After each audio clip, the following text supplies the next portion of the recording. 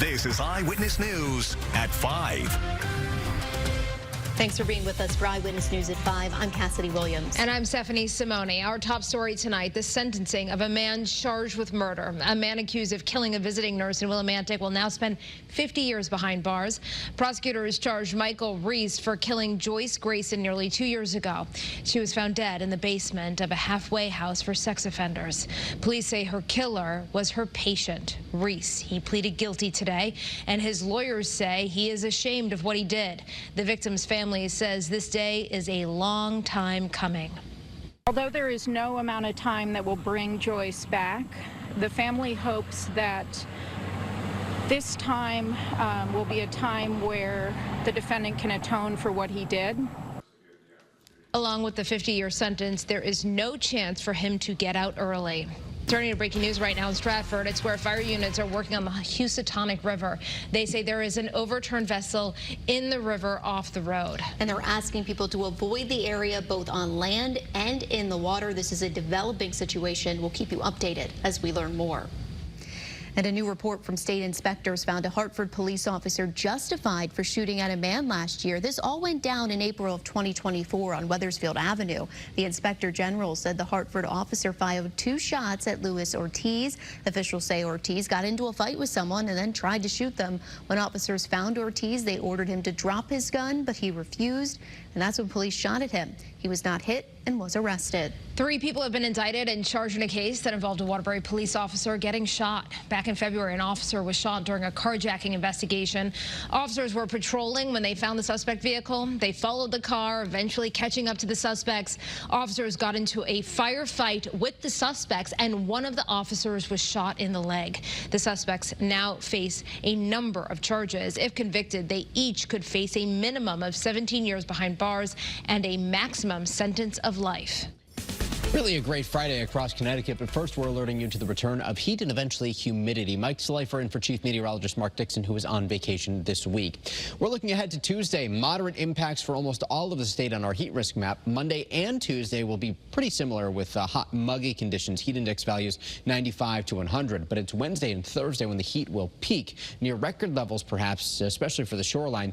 And it'll feel like it's 100 degrees or hotter. And eventually we might even see the risk for some storms. Not the case today. High pressure in control. We're dry across Connecticut. Again, it's just beautiful outside right now with high temperatures, current temperatures on either side of 80 degrees.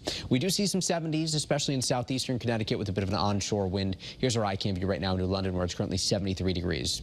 Sunshine, blue skies, a gorgeous evening outside, and guess what? The air quality is good too, so you can really breathe easy if you're spending time outdoors. Temperatures falling through the 70s and into the 60s later on this evening, but those numbers will get even lower. Tonight we're forecasting lows in, say, the 50 to 55 degree range, inland 55 to 60 along the shoreline. Clear, cool, comfy. Open up the windows, let in some fresh air. Tomorrow, good idea to get out there and spend some time maybe doing yard work or just hanging out outdoors. Plenty of sunshine. Temperatures starting off in the 50s and 60s, climbing into the 80s. We're expecting low and mid 80s tomorrow afternoon. It's still comfortable. First Look Futurecast showing the dry weather lasting tonight, tomorrow, and through the day until Sunday. It's Sunday, though, when the heat starts to pick back up, but the humidity will hold off until Monday. Much more on the First Alert weather days next week, and which days specifically could challenge records. Coming up in the First Alert 7-day forecast. All right, Mike, thank you.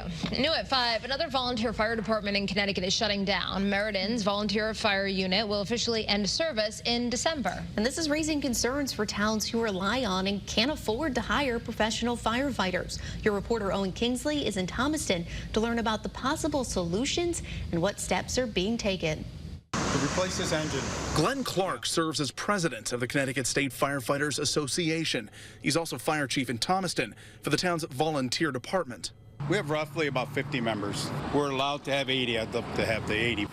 Do you think you'll ever get to that 80 number? Everything's a dream, right? On Thursday, Meriden announced that they would shut down their volunteer fire unit at the end of the year. I think it's really sad because volunteerism has been around a long time for the fire service. In March, the Torringford Volunteer Fire Department in Torrington was forced to close, too, citing a lack of volunteers. As volunteer numbers dwindled for years, these small cities have had no choice but to develop a professional fire department to fall back on. But as smaller towns like ourselves and everybody here in Litchfield County, it's not feasible. In Watertown, they've posted help wanted ads on social media for anyone 18 or older. No experience required. The department's deputy chief tells me they have around 77 members. Would really like to be closer to 100 to improve that work-life balance and retain the volunteers that they do have. Everybody's coming up with ideas. Do I have the answer? I wish I really did. Clark does suggest that more state intervention to financially motivate the younger generation to join the volunteer ranks would help, such as a length of service award or tax abatements. If you join the fire department, we'll offer you some housing at a lower rate, into that avenue, which would help.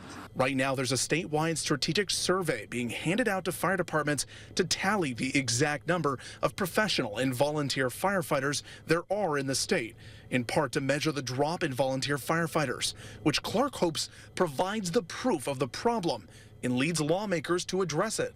They cannot allow the fire service to start faltering. Your reporter in Thomaston, I'm Owen Kingsley, Channel 3 Eyewitness News. And today we learned 2 people found dead in a home in Greenwich was the result of a murder-suicide. Greenwich police say the medical examiner ruled 83-year-old Suzanne Adams' death a homicide and 56-year-old Stein Eric Solberg's death a suicide. They were both found dead at a home on Shorelands Place earlier this week. Greenwich police say this is still an active investigation. Preparations are underway for a potential summit between President Donald Trump and Russian leader Vladimir Putin. Russia is saying they are working towards sometime next week for this meeting, but it's not clear where or when exactly it would be. It comes on the heels of Trump's executive order doubling tariffs on Indian exports for buying oil from Russia, something Democratic Senator Richard Blumenthal is pleased to see. I was encouraged by Trump's announcement that he was going to impose these sanctions. I thought maybe he was breaking the bromance, and he seemed to take Putin's word. But this summit seems to be just another Putin ploy. As for talks between Russia and the U.S., President Trump has also expressed interest in having a meeting between the two countries, as well as Ukraine, as a way to work towards ending the war there. And a beloved coffee shop in Deep River known for inclusion is closing its doors for good this weekend. Yeah, it's a really great place. People who live there are now sharing their memories of the last 6 years of coffee and treats along Main Street. Your reporter Taylor Knight is in Deep River with a look at what made this Nest Coffee House really an incredible place to be. When my family and I moved to Deep River 4 years ago, we didn't know a single person. The Nest was the first place that made us feel welcome and part of the community. As a mother... Jane Moen, the executive director of the group behind the Nest Coffee House in Deep River, reads a memory from a customer. They have a bucket of those memories from customers over the last 6 years as the coffee shop prepares to close this weekend. Moen says the decision to close was based on a tough economy. She said foot traffic is lower and bills are higher. It was a really tough decision and a loss. One of the things that made the Nest Coffee House unique was its service to people who are neurodiverse. The coffee shop offers jobs and social opportunities to people with autism and intellectual and developmental disabilities. The plan for our employment part was to have it be a stepping stone, so a place for young adults to get some of those first work experiences. Unemployment is incredibly high for those who are neurodivergent. Sage Novak owns 2 stores near the Nest. She says her kids love coming here. We always encourage the youth to come here, and they would come in and be like, wow, it's so nice in here. I want to sit and do my homework, or I want to visit with friends and grab a coffee. And so it always has been a very welcoming place. It's a great community place. Lots of kids go there after school. It's going to be a big loss for our community. Although the Nest won't be serving any more coffee, Moen says they are looking for a new space to hold their programs like gatherings. That gives people of all abilities the chance to gather for things like anime and game nights, cooking classes, and hikes. It's our biggest program. I mean, there's more folks in our gatherings program than customers who come through the doors. So keeping that, which is at the core of our mission, it's really important to us. And you still have a couple of days to come down and get a coffee. The Nest Coffee House will be open through this Sunday. Your reporter in Deep River, Taylor Knight, Channel 3 Eyewitness News.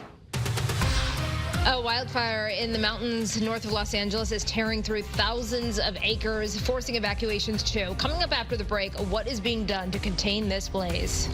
Also, you might be eating more ultra-processed food than you might think. How it's impacting your health and what you can do to help yourself ahead. And a brand new statue is set to be revealed tonight at Gillette Stadium. Is it of who you might think? Stick around to find out. We've seen 18 days out of above 90 so far this year. In a typical year, we see 20. And it's been a rather cool start to the month of August, but that's about to change. First, we're alerting you to the return of heat and eventually the return of humidity, too. How many first alert weather days we have next week? Well, there are 4. Just which days specifically they are and when we might actually see some much-needed rain. Coming up in the first alert forecast after the break.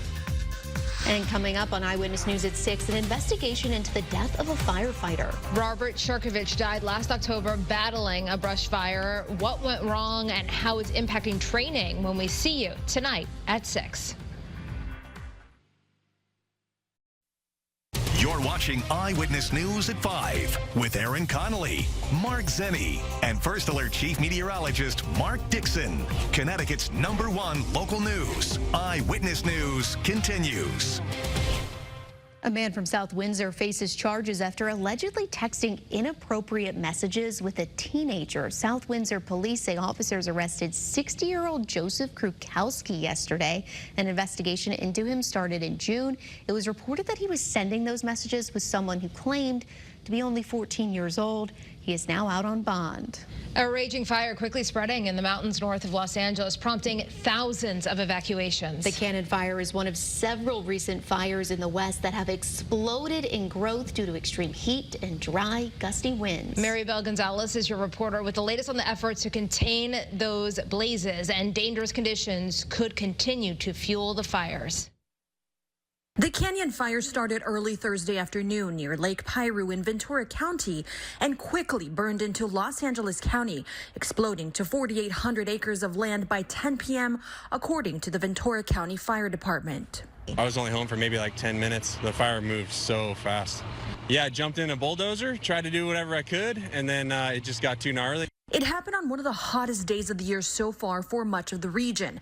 The heat and dry conditions fueling the majority of the fire's growth in just over an hour, burning an area bigger than a football field every 2 seconds. Around 3,000 residents were evacuated in Los Angeles County. About 1,000 are under an evacuation order. I got the notification on my phone. Came home. I thought, fires pop up all the time, not a big deal. By the time we got home, the cloud of smoke was coming up over that hill and kind of going east. This latest blaze comes as the nearby Gifford fire has burned for days, now at about 100,000 acres, becoming one of California's largest wildfires of the year. At 15% contained by Thursday evening, fire crews and residents are working to protect their property. We're here for the duration. We're not going anywhere. I've got fire lines. I'm Maribel Gonzalez reporting. And some dangerous heat is heading our way too, right, Mike? That's right. Did you open up the windows last night? Well, no, because we love air conditioning, but I knew I could have thanks to your forecast. Okay, well, you can do it again. I'll open them up tonight. Yes, tonight is going to be just as good. We're expecting cool conditions out there, dry, clear. By the time we get into the second half of the weekend, well, temperatures start to climb. Then we have those first alert weather days next week. So our weather headlines really focused on just how nice this weekend is going to be before the heat ramps up. If you like these cooler days, these cooler nights, enjoy them while they're here because they will not last too much longer. Monday and Tuesday feeling like it's 95 to 100. But by Wednesday and Thursday, we're talking about heat index values near and over the century mark. Could it feel as hot as maybe 105 at times? So outdoor plans certainly impacted all 4 days that you see here, but heat-related illness is really going to become perhaps a bigger part of the conversation on Wednesday and Thursday. And this pattern doesn't show any signs of slowing down. Thursday into the third weekend of the month. Deep shades of red here indicating the very high likelihood that temperatures remain above average. We might get one break late next week. We'll talk about that in just a moment. But here are the temperatures from one of our computer models on Wednesday, and we're actually expecting these numbers to be even a little bit higher during the peak heating hours of the late afternoon, meaning we could challenge records, especially in Bridgeport. Mid-90s both Wednesday and Thursday for the record highs set back in 2016. The Hartford area record is 99 for both Wednesday and Thursday. Might be tough to actually achieve 99. We'll be watching that very closely. The Dahlias are loving the weather as of late, though. Steve Franklin captured this picture in South Glastonbury. we've had some very, very nice days so far this week, especially now that we finally cleared the smoke out. So you can get out there and enjoy these comfortable temperatures. Currently 80 in Meriden. We're at 79 in Willimantic, 76 in Norwich, 81 in New Haven. Dew points are in the pleasant range, even very dry in some communities. You don't need to worry about humidity out there, so temperatures will fall back pretty quickly once we get past sunset tonight. You can expect temperatures to be down, say, into the 60s and eventually into the 50s. Another great night to open up the windows. Here's our iCam view right now in New Haven, looking to the north. We can see the sleeping giant, 81 degrees, winds out of the south at 9 miles per hour. As Connecticut's only live radar scans clear and dry. Not much of a surprise given how much blue sky we were able to see on our iCam. First Alert Futurecast doesn't show anything happening overnight tonight or during the day tomorrow. Full sunshine border to border, and we'll set ourselves up for mostly sunny skies again on Sunday. But as we start to see more of a southerly wind taking hold, that's going to bump temperatures up for the second half of the weekend. So tonight, not out of the question that a couple of towns end up in the upper 40s. You can join Jill Gilardi here tomorrow morning. She'll be talking about where everybody has settled. 55 to 60 along the shoreline, and then tomorrow we might see some upper 70s in southeastern Connecticut, otherwise low in mid-80s. Sunny, comfortably warm. Sunset tomorrow, 7:59. Today is the final 8 p.m. sunset of the year. The next one is May 11th, 2026. First Alert weather days start on Monday and go right through Thursday next week. We are forecasting our 4th heat wave of the year for the Hartford area, with 5 days in a row at or above 90 degrees, feeling even hotter than that, especially on Wednesday and Thursday next week. And with all that heat and humidity around by the middle of next week, we can't rule out the risk of some isolated showers or storms on Wednesday, perhaps isolated to scattered in nature on Thursday. But it's Friday that we want to draw your attention to as showers become possible. So far this month, every day has been at or below average for the high temperature. We've also been quite dry, only picking up 0.23 inches for the Hartford area on the first of the month. So we've been dry for the last 7 days, and that pattern continues through the weekend and through most of next week. So we could actually use a little bit of rain. The drought monitor updated yesterday showing extreme southeastern Connecticut abnormally dry, and more of Fairfield County and even into parts of New Haven County popping up as abnormally dry. And when it's this hot and dry with a lot of sunshine, that dries the soil out even more. So we'll have to keep an eye on that very closely. At least we do see some chances for rain the end of next week. That will also give us a brief break from the dangerous heat. Thanks, Mike. And now at 5, a new report by state police reveals new details about a confrontation between a sergeant and an independent journalist. Last month, a YouTube video went viral showing YouTuber Sean Paul Reyes approach Sergeant Brian Fahey while he was off duty at his home in Groton. The conversation escalates quickly, and the video shows Fahey spit very close to Reyes's face. However, this incident is the result of an allegedly extensive and ongoing harassment and threats aimed at Sergeant Fahey and his family.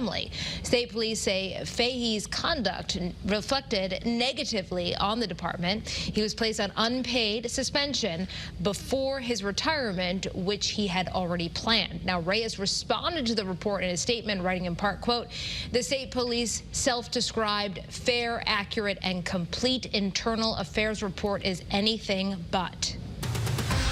And coming up next on Eyewitness News at 5, ultra-processed foods. A new report finds Americans eat a lot of them. I know I sure do.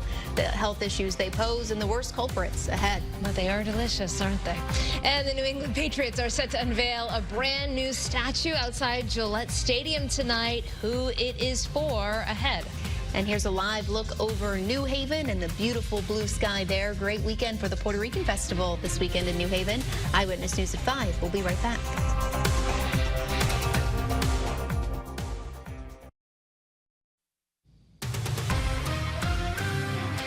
Most Americans consume more than half of their calories from ultra-processed foods. I know I do. Yes. I think we have a lot in our house right now. This is according to a new report from the CDC. The data shows younger children take in fewer calories from ultra-processed foods compared to older kids, and lower-income adults consume those foods more than adults with higher incomes. Studies have linked ultra-processed foods to health problems like obesity, type 2 diabetes, and heart disease.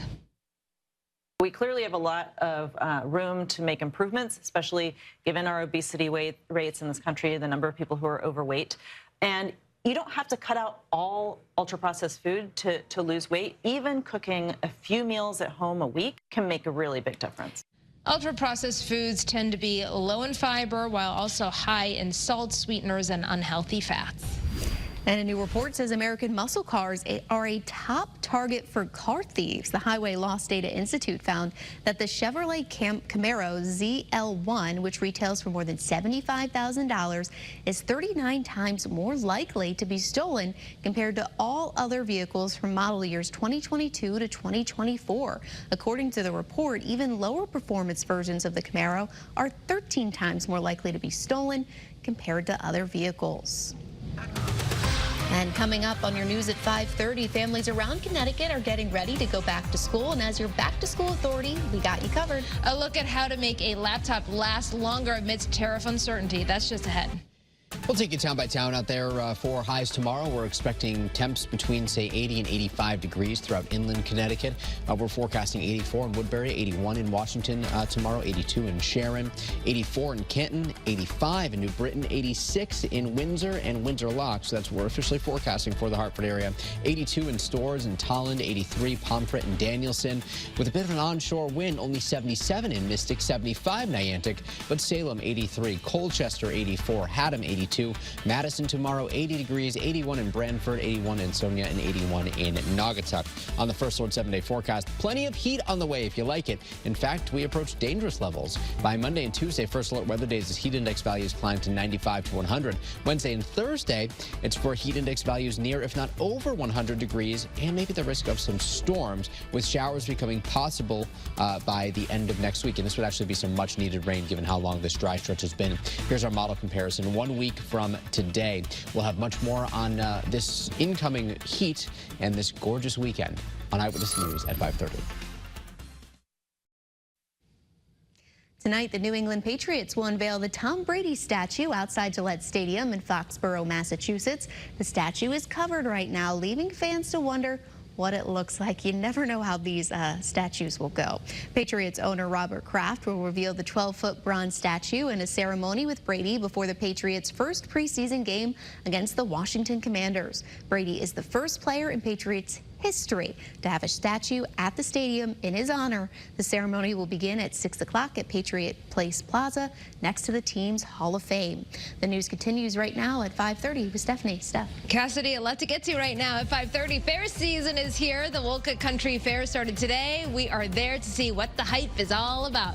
And are you getting your kids ready for back to school? We are here to help. Coming up, we're talking tariff impacts on computers and how to make sure the one you have lasts a long time.